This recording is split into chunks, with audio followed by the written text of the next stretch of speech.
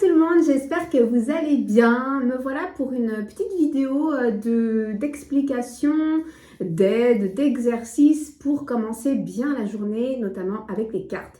Me voilà avec mes petites lunettes Harry Potter car en ce moment j'ai un mal de crâne pas possible. J'arrive pas à me remettre de ma crève. Bon, enceinte, on ne peut pas prendre forcément de médicaments, donc c'est long à partir, mais le cœur y est, on a le beau temps, c'est le principal. Donc je suis ici pour vous donner une démarche qui n'est pas la démarche que tout le monde doit emprunter, bien évidemment. Je suis pas là pour vous... je suis là pour vous initier, pour vous apprendre des choses, mais pas pour vous forcer et vous réglementer dans un protocole bien précis. En tout cas, c'est en réponse à certaines demandes que j'ai en clientèle, à savoir, mais toi tu fais quoi le matin avec les cartes ou suite à une formation? Comment tu travailles avec l'énergie des cartes? Comment tu intègres les messages le matin pour ta journée? Parce que voilà, vous suivez des guidances comme tout le monde, peut-être les miennes, j'espère. Si ce n'est pas le cas, abonnez-vous. Petite minute réclame.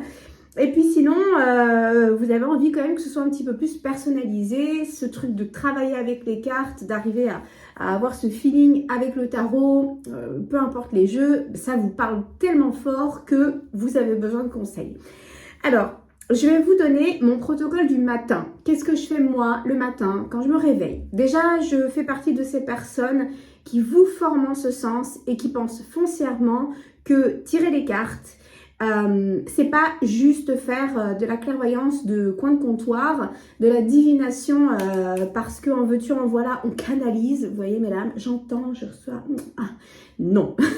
Pour moi, tirer les cartes, c'est une pratique sacrée, c'est une pratique sainte, c'est-à-dire que là, ce ne sont que des bouts de carton, hein. Ma foi, ils sont très beaux, nos jeux, et moi-même, je suis la créatrice d'oracles et d'un tarot, donc...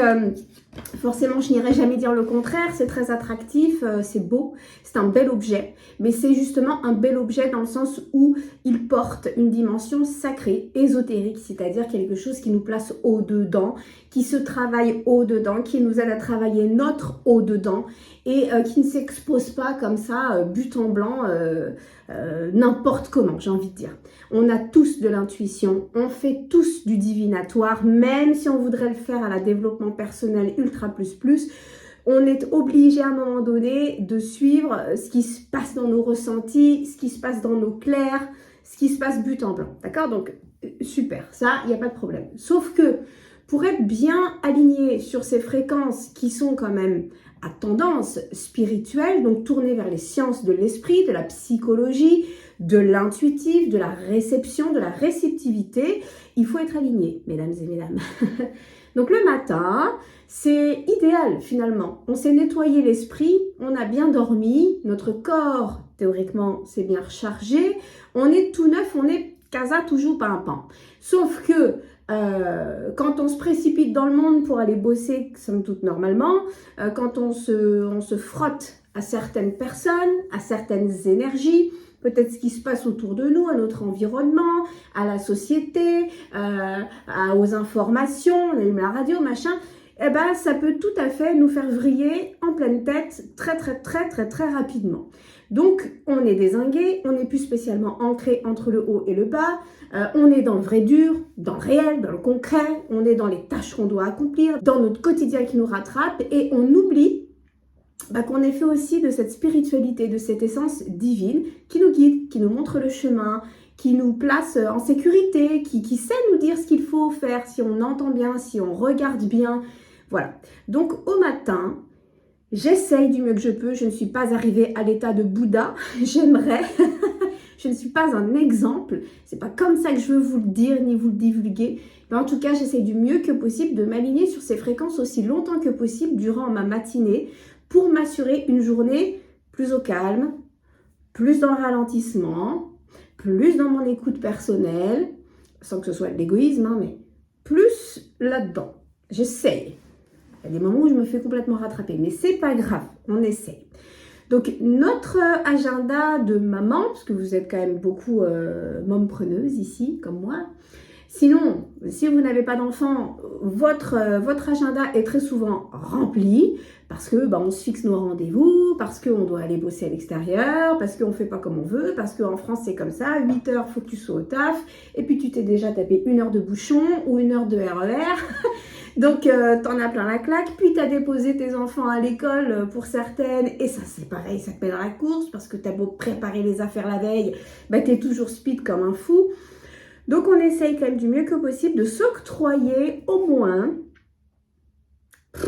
moi j'essaye de me faire une demi-heure, si je peux pas, ça sera moins, ça sera un quart d'heure, mais de qualité le matin avant d'aller bosser.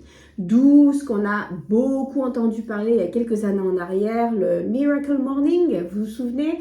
C'est un livre qui reprenait les concepts du cours en miracle, et si tant est, on nous disait que pour avoir un matin réussi et une journée complète accomplie, il va falloir se réveiller quasiment 2 heures plus tôt le matin pour être pompé up. Bon, on n'est pas toutes à se lever à 5 heures du mat pour avoir 2 heures d'amplitude horaire, faire notre yoga en position du Bouddha. On n'a pas toute la possibilité de le faire comme ça. Si vous y arrivez, c'est génial. Mais essayez de vous octroyer un moment de qualité plutôt que beaucoup de quantité dans le temps pour souffler, prendre considération de ce qui s'est passé la veille, etc., etc. Donc moi, je commence comme ça. Et je vais me mettre dans un instant d'alignement de prière. Alors, on n'est pas du tout obligé non plus de le faire selon un concept religieux. On n'est pas du tout obligé de suivre une prière qui existe déjà, ou en tout cas religieuse. On peut tout à fait le faire avec nos mots, s'ouvrir à notre jardin, à la nature, contempler ce qui se passe au dehors avant d'allumer les informations, la télé, la radio, regarder notre smartphone. On prend le temps de s'étirer, on prend le temps de se connecter, les pieds dans le jardin. Si on n'a pas de jardin, on peut tout simplement se tourner vers la lumière du jour, sur notre fenêtre, sur notre balcon. Voilà, on essaye quand même de faire corps, de réveiller notre esprit comme notre corps, parce que c'est ce qui se passe physiologiquement, en nous, biologiquement. Première chose qu'on fait quand on se réveille, c'est d'aller faire pipi, tout se remet en route. C'est ensuite de se préparer une collation, à manger, à boire. Tout est en cycle perpétuel de renouveler une journée. C'est pareil pour notre esprit. On a fait reset en faisant dodo. Donc maintenant, on se réveille à nous-mêmes. Et c'est bien de prendre conscience de tout ce qui nous entoure avant de partir bille en tête dans le monde et puis de se prendre des murs et puis d'être fâché, de rentrer dans le nia, bip bip, tu veux pas doubler s'il te plaît toi? Dans l'énervement et la précipitation de l'ego. Donc je vais me mettre à prier. J'ai par exemple une prière qui ressemble plus à une méditation qu'autre chose, mais en tout cas je vais me tourner vers le cours en miracle. J'ai une prière bien particulière que je vous ai déjà donnée pour la plupart en formation, où je demande où je dois aller, que dois-je faire, que dois-je dire et à qui aujourd'hui. Je me mets au diapason de ces énergies réellement et j'attends. J'attends de recevoir, j'attends de voir. Je fais en sorte de volontairement mettre mon ego de côté aujourd'hui pour que ce soit ma petite voix qui me guide. Je vais y revenir dans la journée quand j'y pense. Ou quand je suis dans un speed ou dans une urgence ou dans quelque chose qui me fait peur, de montrez-moi le chemin, j'ai besoin d'une direction, c'est pas clair. Voilà, je vais revenir comme ça. Je vais me tourner aussi vers mon équipe angélique, archangélique plutôt. Je m'arme des 3 principaux, Michael, Raphaël, Gabriel. C'est ma façon de faire. Il y a plein de fois où j'oublie encore. Surtout, ne mettez aucune résistance à vous dire nous fait la prof. Non, non, non. Je vous dis ce qui pour moi marche quand je le fais. Mais ça m'arrive plein de fois d'être humaine et de louper le coche, on s'entend. Ensuite, je vais me signer d'une certaine manière, voilà, pour rentrer dans cet espace. Je peux joindre mes énergies mariales qui m'accompagnent toujours, ou des énergies christiques parce que moi, c'est mon mood. Mais je me tourne toujours aussi vers la nature parce que pour moi, on n'est pas fait que de ce qui se passe là-haut ou de quelque chose d'invisible ou de maître ascensionné. On est fait aussi de tout ce que la nature peut nous proposer, mais ça, c'est ma philosophie de vie. Une fois que j'ai fait cette chose-là, je peux aussi, quand j'ai le temps, enfin ça prend pas beaucoup de temps, mais bon, j'ai une philosophie qui est beaucoup tournée vers l'énergie du Reiki. Donc je vais pratiquer les Gokai, c'est-à-dire les 5 principes, comme par exemple les 4 accords Toltec que je vais me réciter. Je vais vraiment me débarrasser des énergies inutiles qui m'ont peut-être pompé durant la nuit avec des cauchemars, des choses comme ça. Puis hop, je vais me vaporiser avec des huiles. Je vais prendre soin de mon corps comme quand je vais me maquiller le matin parce que c'est important de ne pas arriver néglige au boulot. C'est la même chose. Je vais prendre soin de mon corps, je vais me crémer, Voilà. Ça va me prendre 10 bonnes minutes. Une fois que je suis prête, que je me sens prête, c'est là que je vais pouvoir être quand même un petit peu plus calibrée sur une fréquence élevée qui va me permettre de canaliser, si je devais recevoir des conseils et des messages aujourd'hui, ce que les cartes veulent bien me dire. Je le répète, les cartes, c'est un instrument, c'est un outil, c'est une extension de vos clairs, d'accord? Clairvoyance, clairaudience, clairsentience, clairconnaissance. Il y a même la clair-olfaction pour certaines, il y a des gens qui vont utiliser le goût, bref, ça c'est pas tout le monde. Mais nos clairs, c'est notre 6e sens, c'est ce qui fait notre intuition. On a 5 sens qui travaillent à l'unisson, rappelez-vous, les 5 sens ne font que nous mentir puisqu'ils nous rapportent des contradictions, des contraires. On a besoin de toucher pour être sûr que c'est vrai, on a besoin de voir en pensant que c'est vraiment ça la vraie perception. En réalité, le 6e sens fait l'assemblage et nous aide énormément. Et donc cette clairsentience, cette clairconnaissance, cette clairaudience, cette clairvoyance, peu importe le clair qui est le principal chez vous, va venir durant la journée vous aiguiser sur plein de trucs. Si on n'est pas conscient, si on n'a pas fait volontairement le job le matin de se préparer à suivre une de ces poursuites qui viendraient nous alarmer sur notre route, on va laisser passer ce 6e sens à la trappe, ce clair qui voudrait nous dire quelque chose. Mais tout ça, ça bosse à l'unisson dans votre dos. Et plus on va pratiquer, plus on va être conscient et faire l'effort conscient que ça nous habite, que ça nous suive, que ça nous accompagne, plus les messages, les réceptions seront clairs. Et donc, c'est clair, cette intuition se manifeste notamment dans vos outils, l'extension de votre conscience, d'accord? C'est un outil. En vrai, on n'a pas besoin de ces petits bouts de papier pour forcément exprimer notre intuition. C'est censé se faire naturellement si on est au diapason de notre profonde âme, sensation, sensitivité, écoute, etc., etc., d'accord? Bref, moi, j'adore ce support et je pense que même si j'en arrive un jour à être super sage, une vieille mamie qui sait tous les trucs comme ça, d'un claquement de doigts, je continuerai à travailler avec mes bouts de carton parce que déjà c'est très artistique, ça correspond aussi au fait que je dessine depuis toute jeune, donc ça m'appelle, ce sont pour moi des bijoux, des œuvres d'art, je suis sensible à ça, j'ai une clairvoyance qui travaille peut-être plus fort que d'autres clairs, donc ça m'appelle, comme sans doute vous. Alors, une fois que je me suis préparée, que j'ai fait ma prière, mon tantoin, mon bidule, mon pchit, enfin voilà, je vais me choisir des jeux qui me parlent particulièrement, à moi, à mon âme, à la personne que je suis, dans le move dans lequel je suis, l'ambiance du moment, les énergies sociétales du moment. Bref, je vais me relier à ça, à la saisonnalité par exemple, parce que moi j'aime beaucoup travailler avec la roue de médecine. Donc, je vais commencer avec un premier jeu. Je vous donne un exemple. Alors moi j'ai créé un tirage à cet effet, je vous le partage, c'est l'objet de cette vidéo, pour vous aider à chaque matin. Faites l'exercice. Voilà, maintenant je vous présente des jeux qui sont tout à fait personnels, qui en ce moment me parlent, ça ne veut pas dire qu'il faut vous acheter cela. Mais c'est pour vous donner un exemple. Je vais commencer en fait par connaître la couleur de ma journée. Je vais donc utiliser en ce moment un premier deck, un oracle, d'accord, qui va m'aider à syntoniser, connaître quelle est la couleur de ma journée. La couleur, c'est tout ce qui va faire qu'elle sera belle ou peut-être ressentie moins joliment, qui me donnera peut-être une saisonnalité, une temporalité, qui va influer aussi sur mes ressentis, sur mes émotions. C'est ça une couleur. C'est pas forcément l'énergie environnante, mais c'est de quoi ça va m'entourer cette nouvelle journée. Moi, en ce moment, j'utilise ce jeu-là, c'est le Earth Angel. Voilà, c'est un deck qui est petit en main, donc c'est ce que j'aime. Au dos, un message en anglais, mais court, un mot-clé en bas de carte.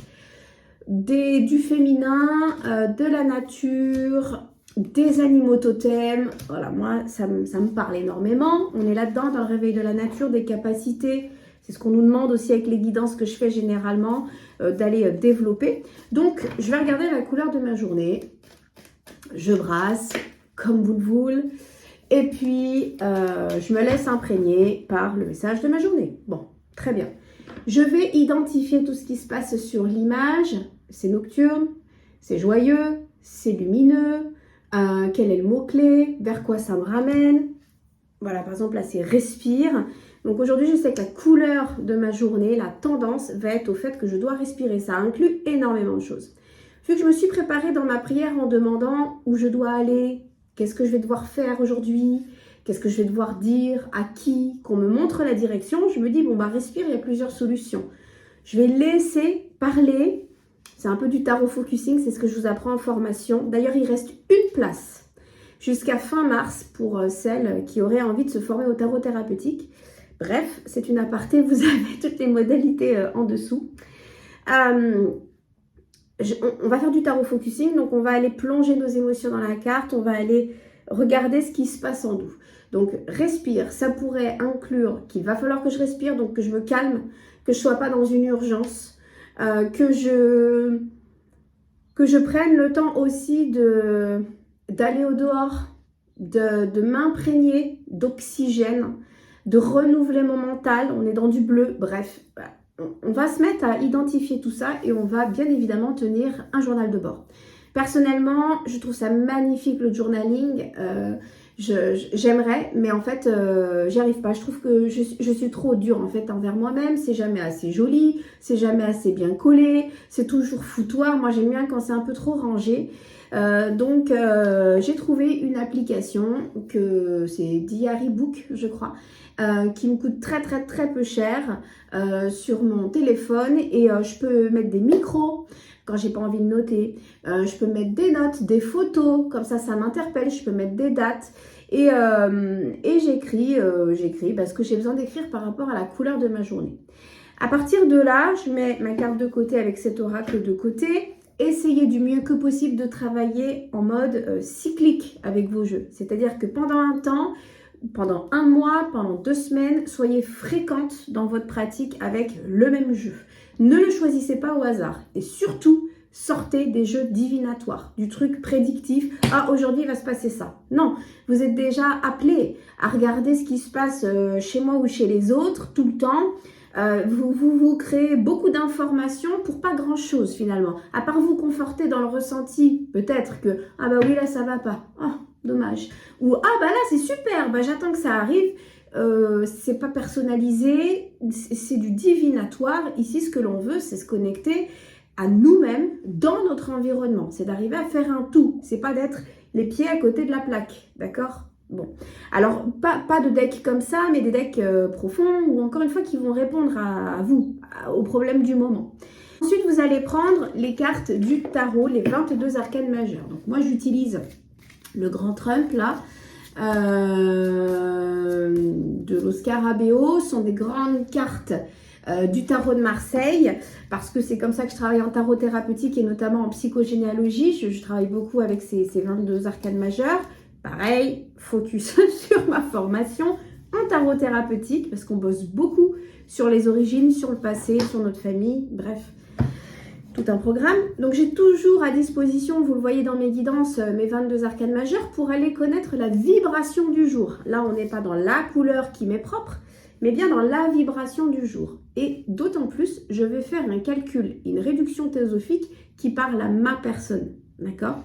Je m'explique. Moi, dans mes guidances, pour savoir l'énergie et la vibration du jour, je vais toujours faire en sorte de calculer le jour plus le mois en numérologie plus l'année en cours. On est en 2023, ça nous donne 7. Admettons, aujourd'hui, nous sommes le 27 plus 2, donc 7, 8, 9 plus 2 de février, 9, 10, 11 plus 7 de 2023, ça nous fait 18. Aujourd'hui, on est principalement dans une énergie 18, la Lune. Si vous voulez aller plus loin, vous pouvez rechercher l'énergie en dessous, en fond de course. Qu'est-ce qui fait 18 dans les 22 arcanes majeures? 8 et 1, en fait, ça fait 9. C'est donc l'ermite. Ici, on va regarder personnellement ce qui se passe pour vous durant cette journée. Donc, admettons, moi, je suis née en 1983. 1900, 9 plus 1, ça fait 10, plus 8, 18, 19, 20, 21. Moi, je suis née dans une année 21, finalement, dans le monde. Si je réduis ça, ça nous donne 3. Aujourd'hui, si je veux connaître mon énergie personnelle du jour, ma vibration personnelle de ce jour, je fais 27, donc 2 plus 7, 7, 8, 9, plus 2, parce qu'on est en février, 9, 10, 11, plus 3 de 1983. Ce qui nous donne 11 plus 3, 11, 12, 13, 14. Je suis en vibration tempérance aujourd'hui, personnellement. Qu'est-ce qui fait 14, 4 et 1, 5, énergie sous-jacente, le pape.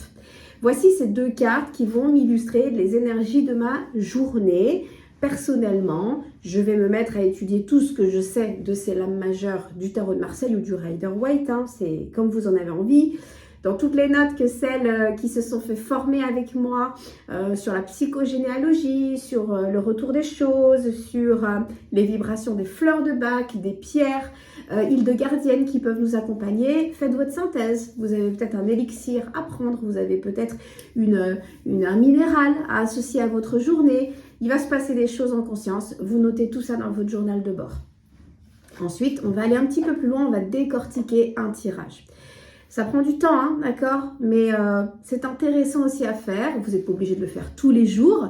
Prier, vous aligner, ça oui. Mais vraiment travailler focus sur les cartes et puis voir le soir ce qui s'est réellement passé pour vous, ça demande du travail, on s'entend. C'est comme ça aussi qu'on développe son intuition.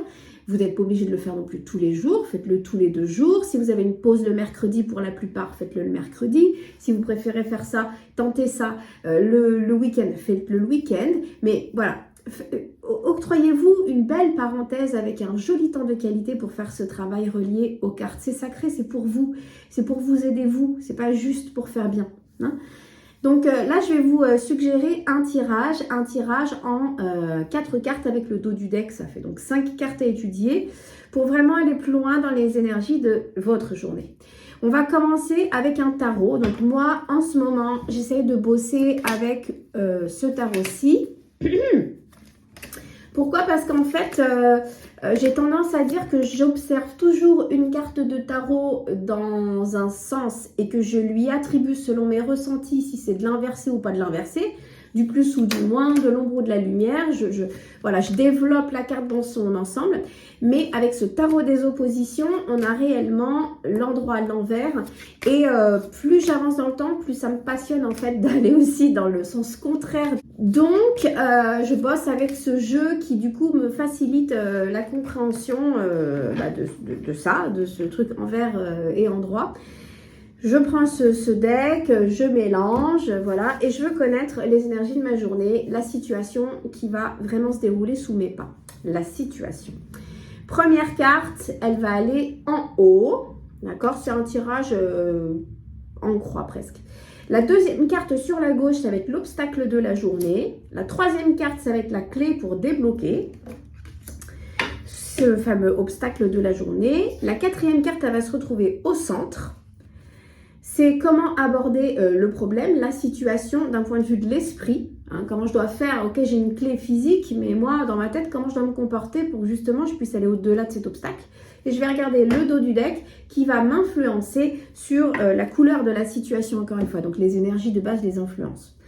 Je vais donc retourner mes 4 cartes, celle du haut, celle sur la gauche, celle sur la droite, celle au centre, bien sûr le dos du deck, et là j'ai observé, j'ai plus de majeurs, j'ai plus de mineurs, bon, tout un travail de fond, numérologique, on fait des synthèses, voilà, on fait des comparaisons, on observe ce qui se passe. Premièrement, le dos du deck, la couleur de la situation, quelle est la situation, l'influence aujourd'hui qu'il va y avoir autour de la situation qui se trouve tout en haut au-dessus. Bon, l'influence, c'est le 2 des deniers. Ici, on sait qu'on va devoir être dans une forme d'équilibre et la journée va potentiellement être bien équilibrée puisque ce 2 denier nous explique cela. La carte du haut, je le répète, c'est la situation. Qu'est-ce qui va venir aujourd'hui me titiller? Bon, bah moi j'ai le diable à l'envers ici, donc c'est plutôt bien parce que c'est le fait de se désenchaîner de quelque chose. C'est faux, hein, j'ai pas posé de questions, mais ici on me dit tempérance, pape, vous l'avez vu, respire. On a une forme de désenchaînement, de blocage en fait qui se débloque. Je peux pas dire les choses autrement. On observe la situation, on observe les influences alentours, les énergies alentours qui vont me permettre d'accéder à cette situation. Ensuite, l'obstacle, c'est la carte en bas à gauche. Donc, qu'est-ce qui pourrait aujourd'hui faire en sorte que ça me bloque dans cette libération, j'ai envie de dire. On a le 7 des bâtons qui veut dire des choses. Ensuite, la clé pour m'aider justement à rompre cet obstacle, en tout cas à passer par-dessus, c'est la justice ici. Et comment je dois aborder le problème, la situation au niveau de l'esprit. Ici, par exemple, j'ai le 2 d'épée, donc c'est l'idée de choisir, d'être dans une impasse. Bref, ça vous donne tout un éclairage sur votre journée. Je le répète et je vous le mets en commentaire, ce tirage. Vous aurez comme ça 1, 2, 3, 4, les positions des cartes pour aller un petit peu plus loin sur aujourd'hui, qu'est-ce qui va se passer. Vous pouvez aussi tout simplement utiliser le tirage que moi je pratique lors de mes guidances ensemble. Mais là, on est vraiment focalisé sur la situation qui est la vôtre en fait durant cette journée. C'est pas quelque chose de général. C'est quelque chose qui est adapté à votre savoir-faire, à l'alignement que vous avez cherché à contacter avant de pratiquer les cartes. Ok. Si tant est, vous n'êtes pas obligé de le faire tous les jours parce que la situation ne change pas non plus tous les jours. Hein. La situation, souvent, elle est durable sur plusieurs jours. Et c'est là que c'est intéressant de prendre le temps de faire ce boulot avec les cartes, de réflexion, parce que ça va vous revenir dans la journée. Vous allez re-regarder les cartes le soir en rentrant, vous poser sur ce que vous aviez écrit, les ressentis, comment les travailler, apprendre à mieux ressentir l'énergie d'une carte comme ça. Donc, peut-être le mercredi, peut-être le dimanche, comme ce que je vous disais. Mais ça change aussi de toutes les guidances que vous pouvez entendre, pratiquer généralement, passé, présent, futur, ou ne vous focalisez que sur du divinatoire. Donc voilà, là on a fait la synthèse globale de ce tirage. On a pris un premier oracle, on a pris un second tarot pour aller plus loin dans tout ce qui est presque historique, mystique, symbolique. Et on finit par ça. Pour ma part, mais ça c'est pour ma part, bon, moi j'ai un amour profond pour la cartomancie et le tarot à jouer depuis toute jeune. J'ai commencé par ce jeu-là. Et le tarot à jouer est venu dans la foulée. J'ai fait ça pendant des années. J'ai été pas formée, mais en tout cas j'avais la maman de ma meilleure amie qui était très douée en cartomancie comme ça depuis toute petite aussi. Et j'ai eu la chance en fait en me trimballant all inclusive avec ma pote et avec sa mère d'en apprendre beaucoup sur cette technique de cartomancie, de cartes à jouer. Après, c'est toujours la même chose. Vous aurez des puristes dans le tarot de Marseille qui vous diront non, moi, le tarot de Marseille, je le lis à l'endroit, à l'envers. Non, je ne mélange pas les deux parties. Non, je ne le lis pas comme un Rider-Waite. D'autres vous feront autrement. C'est pareil pour la cartomancie. C'est un jeu originel qui a aussi eu une influence gypsy. Voilà. Donc, il y a des gens qui vont vous former d'une certaine manière avec un ressenti particulier sur certaines cartes, certaines couleurs. D'autres qui vont le faire autrement. Ça, c'est propre à chacun. Tout ce que l'on sait, c'est qu'il y a des bases que l'on peut acquérir avec les personnalités qui nous plaisent le plus ou pas. On va se former chez qui on a envie, on lit ce qu'on a envie, on teste, on pratique. On laisse aller notre intuition au-dedans si c'est un outil qui nous plaît et à partir de là, on voit ce qui se passe. Mais on doit aussi se laisser de la pratique pour être sûr de ce que l'on canalise nous, parce que notre symbolisme à nous est personnel. Oui, il y a des bases, mais après, il faut faire aussi comme nous, on le ressent. Donc, je vous dis ça pourquoi? Parce que je vais maintenant l'intégrer de plus en plus mon tarot à jouer et voilà, c'est un vieux jeu. Hein. Ma cartomancie, je vais beaucoup plus les mettre au goût du jour sur mes vidéos.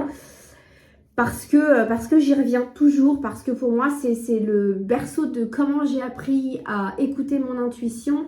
Et c'est un jeu principalement qu'on utilise pour de la divination, tellement il est chargé, je dirais, d'égrégores et d'algorithmes et de savoir, quoi. Je veux dire, on utilise même les cartes à jouer pour jouer depuis toujours.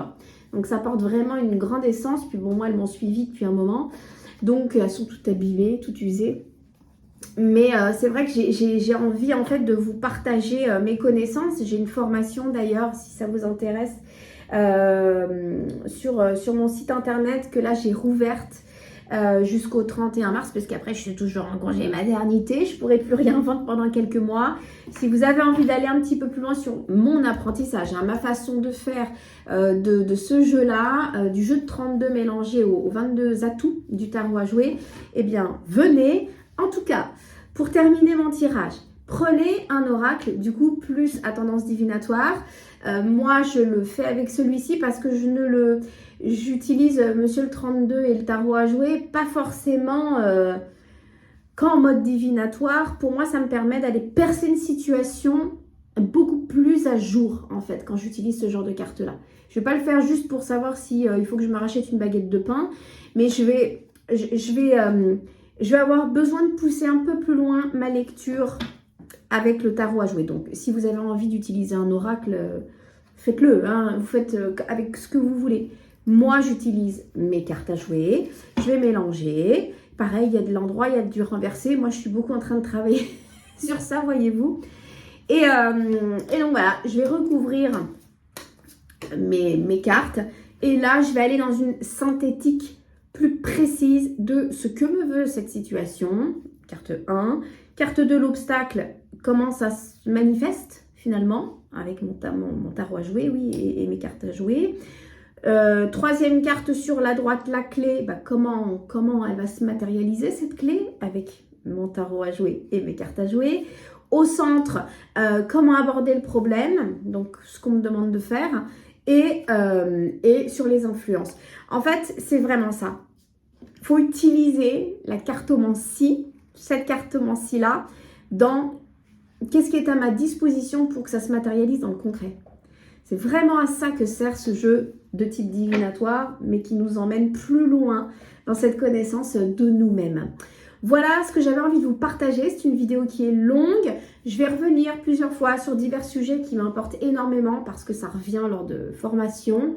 Alors, je vous forme, je vous explique tout au téléphone, on est ensemble en visio, il n'y a pas de problème. Mais c'est vrai que de vous donner des tips, des astuces, des petits tirages comme je le fais sur Instagram avec la lune, tout ça, ça fait l'objet de mes pratiques, bien sûr, et de démocratiser un peu cette énergie du tarot, c'est-à-dire que, ou des cartes en général. C'est-à-dire que maintenant, on arrive dans une sphère, dans un monde où ça fait super bien en fait d'avoir plein de connaissances. On a l'impression aussi qu'on est obligé d'avoir énormément d'examens, de formations hyper pointues qui coûtent mais une blinde pour pouvoir percevoir notre intuition à travers les cartes. C'est une vraie mode. Alors qu'en vérité, ce sont des outils qui sont votre extension, encore une fois. C'est les images, c'est le ressenti, c'est la pratique d'avec ces bouts de carton qui ne servent au final à rien, juste à être jolis, qui permettent à vos clairs de s'exprimer. C'est un outil qui est à vous, avant tout, avant de faire bien, avant de faire mode, avant de faire in. Ça, c'était pas très tendance ce que je viens de dire. Ça fait très vintage, in. Mais voilà, on a le droit d'avoir des astuces gratuites à travers des vidéos. J'ai plein de gens qui me remercient et c'est adorable de la façon que j'ai de développer les messages qui me parviennent. Mais je veux dire, je ne suis pas sortie de Saint-Cyr, je suis outillée de la même manière que vous, sincèrement. Donc, On peut y arriver avec 2-3 formations, c'est sûr. Moi aussi, hein, j'ai appris des trucs et je continue d'en apprendre et ça m'intéresse. Maintenant, c'est une question de pratique, c'est une question d'entraînement, c'est une question de lecture. Cultivez-vous, apprenez, lisez sur le sujet, renseignez-vous, testez. N'allez pas bien en tête vers les gens qui vous vendent tout et n'importe quoi et son contraire. Ah bah moi j'hérite de 3 générations de cartomanciennes avant moi. Moi, je suis médium. Moi, je canalise énormément. Non pas que ça n'existe pas, mais on est dans une foire fouille, à mon sens, qui décrédibilise ce qu'est la tarologie, ce qu'est le tarot, ce que sont réellement les oracles, à quoi ça sert. Ça sert à nous épanouir, à évoluer sur notre chemin. Ça ne sert pas à faire bien et à nous prédire le meilleur. Non, c'est pas ça.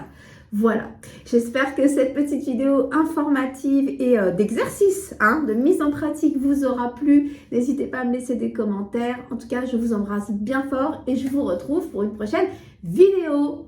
Je vais tourner d'ailleurs cet après-midi la vidéo de mercredi qui ne sera pas une vidéo intemporelle, mais qui introduira les énergies du mois de mars.